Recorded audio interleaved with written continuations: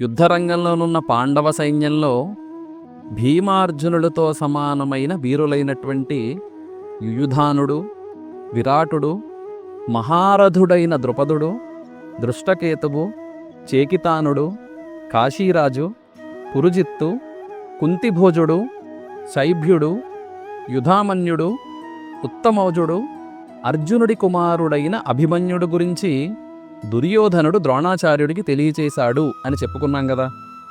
ఇప్పుడు ఇంకేం పలుకుతున్నాడో చూద్దాం.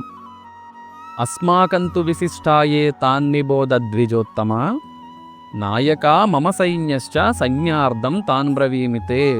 ఓ బ్రాహ్మణోత్తమ, మన సైన్యం అంటే కౌరవుల సైన్యంలో కూడా ప్రముఖమైన వీరులు, సేనానాయకులు ఎవరెవరు ఉన్నారో నేను మీకు జ్ఞాపకం చెయ్యాలి అని అనుకుంటున్నాను, దయచేసి వినండి అని దుర్యోధనుడు ద్రోణాచార్యుడితో పలుకుతున్నాడు. ఇక్కడ గమనించండి, ముందు పాండవ సైన్యంలో ఉన్న వీరుల గురించి చెప్పాడు కదా. అది విన్న ద్రోణాచార్యుడికి ఒకవేళ అధైర్యం కలిగిందేమో అని దుర్యోధనుడికి మనస్సులో అనిపించింది. అందుకే ఇప్పుడు కౌరవ సైన్యంలో ఉన్న వీరుల గురించి కూడా తెలియచేస్తా అని పలుకుతున్నాడు దుర్యోధనుడు. ఇంతకీ కౌరవుల సైన్యంలో ఎవరున్నారని పలుకుతున్నాడంటే దుర్యోధనుడు భవాన్ భీష్మశ్చ కర్ణశ్చ కృపశ్చ సమితింజయ అశ్వత్థామా వికర్ణశ్చ సౌమదత్తి స్థతైవచ. భవాన్ అంటే మీరు అని ద్రోణాచార్యుడిని, భీష్ముడు, కర్ణుడు, కృపాచార్యుడు, అశ్వత్థాముడు, వికర్ణుడు, భూరిశ్రవుడు వీరు ఉన్నారు అని చెప్తున్నాడు. ఇక్కడ చూడండి, దుర్యోధనుడు కౌరవ వీరుల గురించి చెప్తున్నప్పుడు కౌరవ సైన్యానికి భీష్ముడు సర్వసైన్యాధిపతిగా ఉన్నాడు. అయినప్పటికీ ముందుగా భీష్ముడి పేరును ఉచ్చరించకుండా ద్రోణాచార్యుడి పేరుని చెప్తున్నాడేంటి అని మీరు గనక గమనిస్తే మరి ఇప్పుడు మాట్లాడుతున్నది ద్రోణాచార్యుడితో కదా. అందుకే ఎక్కడ వేసే తాళం అక్కడ వేయడం అంటారు. ఎక్కడ వేసే తాళం అక్కడ వేసి యుద్ధానికి ద్రోణాచార్యుడిని ఉత్తేజపరుస్తున్నాడు అని స్పష్టంగా అర్థమవుతోంది. సరే, దుర్యోధనుడు పలికిన వీరులు ఎలాంటి వారో గనక చూస్తే ముందుగా ద్రోణాచార్యుడు గురించి మనం ఇంతకుముందు చెప్పుకున్నాం కదా. ద్రోణాచార్యుడు కౌరవులకి పాండవులకి ధనుర్విద్యను నేర్పినటువంటి గురువు. ధర్మాన్ని పట్టించుకోకుండా కౌరవుల పక్షాన నిలబడి యుద్ధం చేయడానికి సంసిద్ధుడయ్యాడు.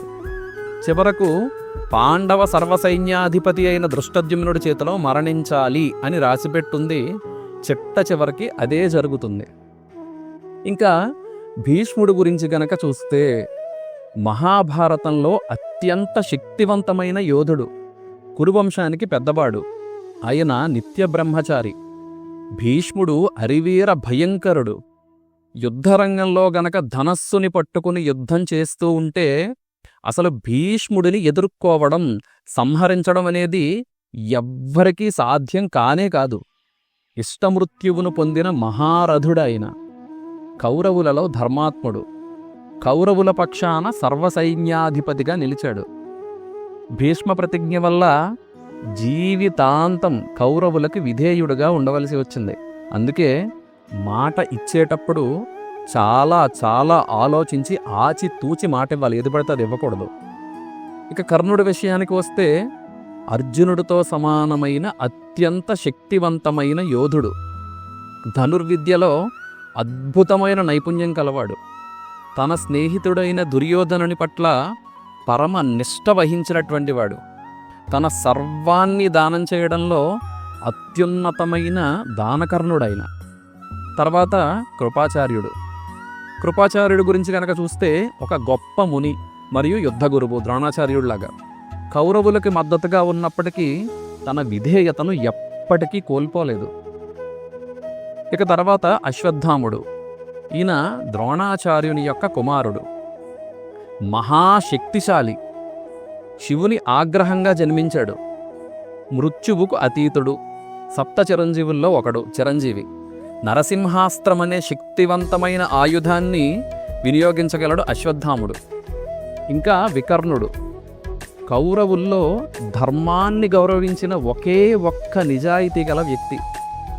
ద్రౌపదిని అవమానించినప్పుడు అవమానించడం తప్పు అని ధర్మంగా ధైర్యంగా నిలబడి చెప్పాడు.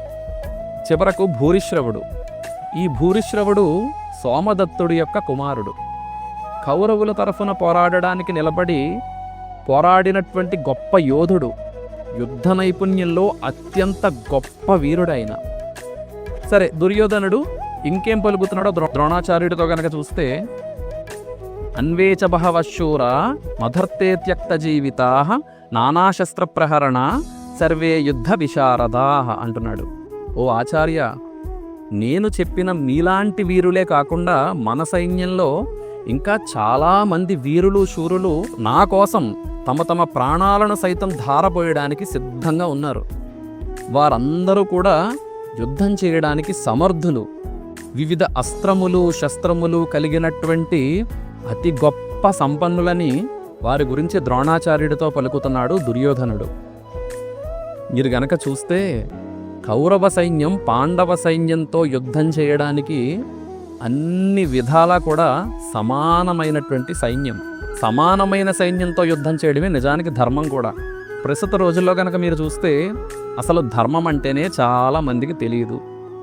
బలమున్నవాడు బలహీనుడిని భయపెట్టి బ్రతకటం మాత్రమే ఉంటుంది ఈ సమాజంలో. 10 మంది కలవడం, ఈ 10 మంది కలిపి ఒకడిని కొట్టడం, ఈ 10 మంది కలిపి వాడిని కొట్టి వీళ్ళేదో పెద్ద హీరోలు అనుకోవడం ప్రస్తుత రోజుల్లో అలవాటైపోయింది.